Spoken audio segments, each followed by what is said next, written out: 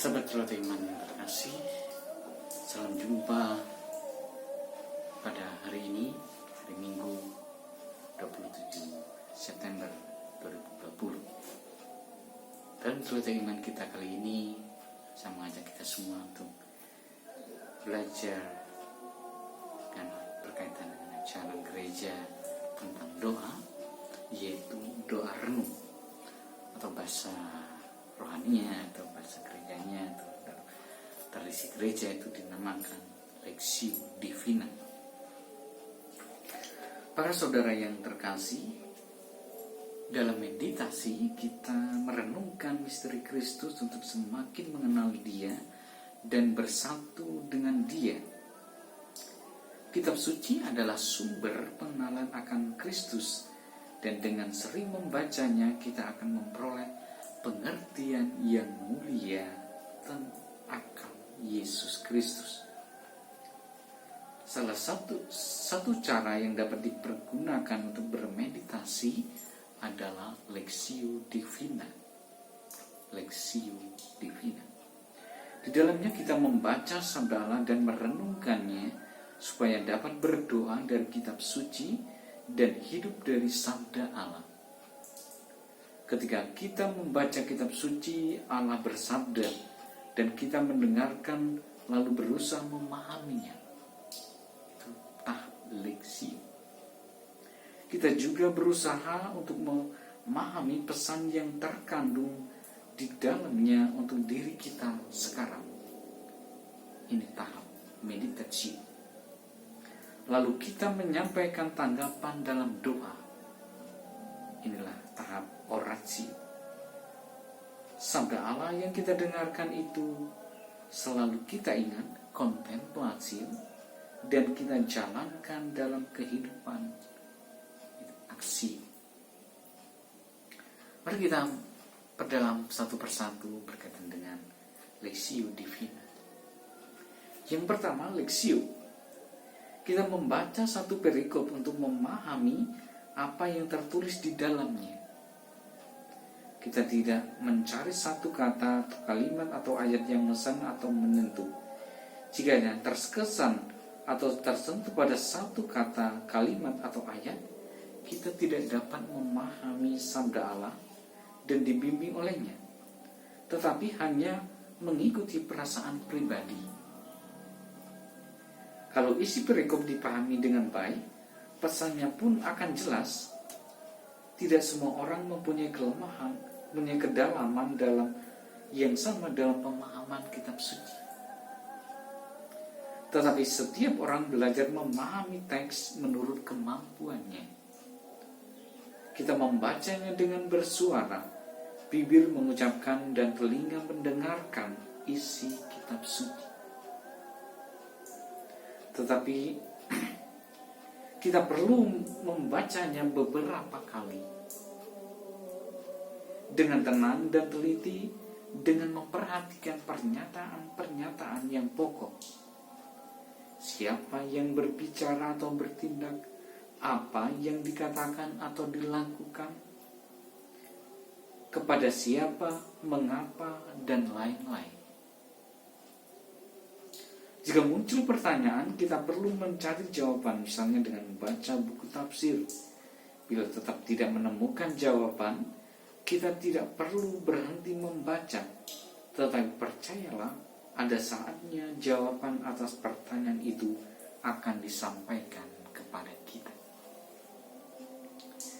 Meditatio sesudah, kemudian yang kedua, saudariku yang terkasih, tahap meditasi. Sesudah memahami isi perikop, kita berusaha menemukan kebenaran sabda Allah, pesan teks, dan menerapkannya pada diri kita. Kita berpaling kepada Allah dan berusaha memahami apa yang dikatakan oleh sabdanya kepada kita sekarang. Kebenaran itu tersembunyi di balik pernyataan pokok di dalam teks, atau di balik tindakan dan perkataan tokoh yang tampil di dalam teks. Kita mengulang-ulang di dalam hati pernyataan yang pokok dan membiarkannya bergema di dalam hati kita dan menerangi diri kita. Kita dapat juga memperhatikan perkataan dan tindakan tokoh di dalam teks untuk mencari apa yang dapat diteladan dan bagaimana meneladan tokoh tersebut. Hal ini dilakukan dengan pertama, membayangkan peristiwa yang diceritakan atau mengingat kembali isi teks. Membayangkan peristiwa yang diceritakan atau mengingat kembali teks. Yang kedua, mencari pesan apa yang saya pelajari dari sabda yang baru direnungkan. Pesan apa yang saya pelajari dari sabda yang baru direnungkan, dan apa peran pesan itu bagi saya mengingatkan, menegur, menguatkan, atau menghibur. Satu, dan orang Samaria yang baik hati. Dikatakan bahwa saya melihat orang Samaria sebagai teladan dalam menolong. Ia mau menolong mulai dari melihat, tergerak hati, dan melakukan pertolongan.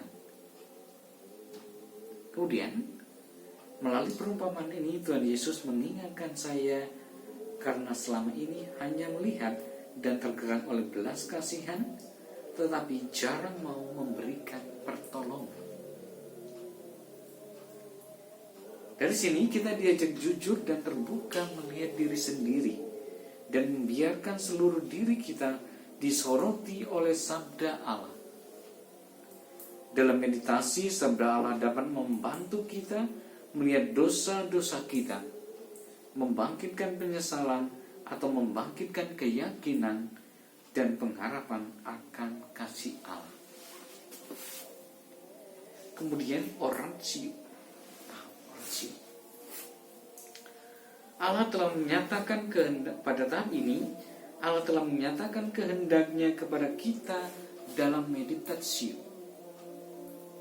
Sekarang kita menanggapi sabda itu dengan doa. Dengan kata lain, doa yang kita ucapkan ini merupakan tanggapan atas sabda Allah yang baru kita dengarkan dan diilhami oleh.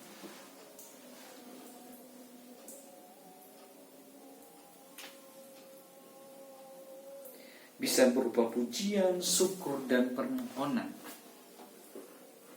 Dengan demikian, doa yang kita ucapkan itu mengalir dari sabda Allah dan menurut kehendak Allah. Contoh, doa orang Samaria. Allah Bapa makasih, anugerahkanlah belas kasih kepada kami, agar kami mampu memberikan pertolongan yang nyata kepada sesama yang mengalami kesulitan. Itulah wujud dari setelah meditasi kita orasio, kita mendoakan dari teks yang kita meditasikan. Kemudian kontemplasio dan aksio. Sabda yang sudah direnungkan dan didoakan itu akan selalu kita ingat dalam kehidupan. Kita tetap hidup di dalam dunia, tetapi kita menjalaninya di dalam Kristus. Kontemplasio adalah sikap hidup di hadirat Allah. Kontemplasio adalah sikap hidup di hadirat Allah. Kita menjalani kehidupan sambil memandang Allah dan menyadari bahwa Dia selalu bersama kita. Sabda Allah yang telah direnungkan itu akan menjadi terang bagi jalan kita dan pelita bagi langkah kita. Kehidupan kita digerakkan dan diterangi oleh sabda Allah. Kemudian, aksio merupakan tindakan nyata untuk melaksanakan sabda Allah yang telah didengarkan. Dengan demikian, kehendak Allah yang dinyatakan dalam kitab suci terlaksana dalam kehidupan kita, dan kita menjadi pelaku firman, bukan hanya pendengar. Pelaku firman, bukan hanya pendengar. Dalam kitab suci ada begitu banyak perikop-perikop yang dapat kita renungkan dalam Lectio Divina. Contohnya ya tentang awal karya Yesus ya. Dan dalam Matius bab 3 ayat 1 sampai 17, Yohanes Pembaptis sampai dengan Yesus dibaptis. Dari situ kita bisa melakukan Lexio Divina bersama Tuhan sendiri. Mari kita coba wujudkan dalam keluarga kita dan komunitas kita. Amin. Dalam nama Bapa